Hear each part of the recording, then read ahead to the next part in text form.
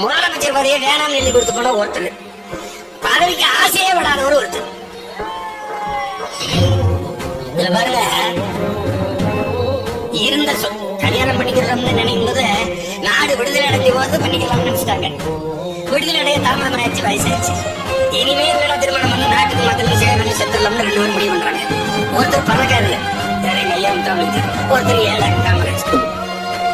2 பேரும் வந்து கல்யாணமே பண்ணிக்கல. எங்க தாத்தா நம்பர் முத்துராமலிங்கத்தவர் இறக்கும் போது சொத்துக்களை எல்லாம் ஏழை வாடகை எழுதி கொடுத்துறாரு.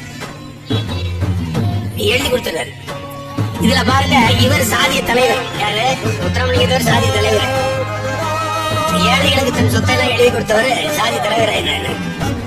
தன் சொத்துக்கு தனக்கு பிறகு ஒரு வாரிசு வேணும். 70 வயசுல திருமணம் பண்ண பெரியார் புரட்சியாளர் ஆயிடுறாரு.